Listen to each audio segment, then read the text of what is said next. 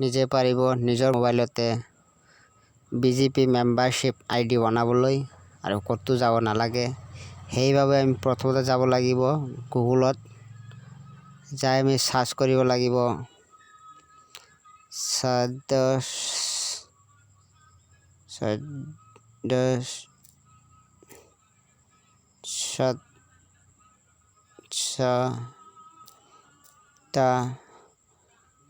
সদস্যতা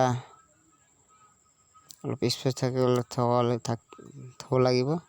তাৰপিছত বাৰ্ফ 2011 লিখি সাৰ্চ বাটনত সাৰ্চ কৰিব লাগিব।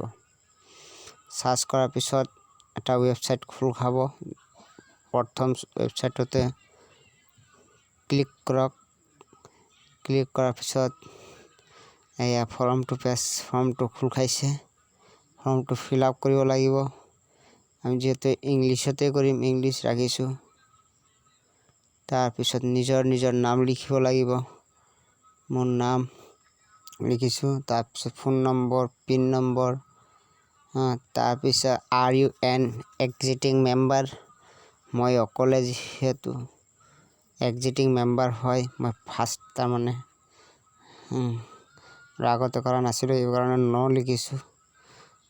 জিমেইল দিছোঁ, জিমেইল দিবা। তাৰপিছত ষ্টেটটো চিলেক্ট কৰিবা, ডিষ্ট্ৰিক্টটো চিলেক্ট কৰিবা, মণ্ডল ডিষ্ট্ৰিক্ট। তাৰপিছত ভিলেজ, লোকসভা। আমাৰ লোকসভা যিহেতুকে মঙলদৈ লোকসভা, আমাৰ মঙলদৈ চিলেক্ট কৰিছোঁ। তাৰপিছত বিধানসভা, আমাৰ দলগাঁও বিধানসভা।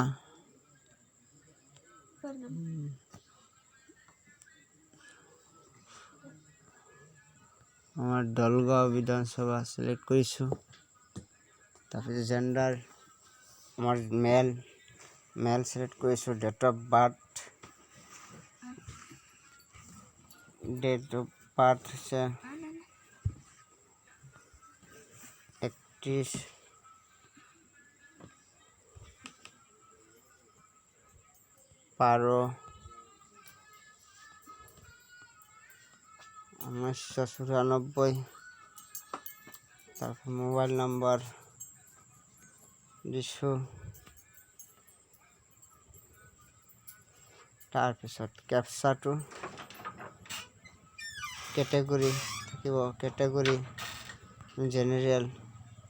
তাৰপিছত কেপচা 6/5/11 লিখি কি কৰিব, এটা ফটো আপলোড দি জেনেৰেল OTP চিলেক্ট কৰিলেই হৈ যাব।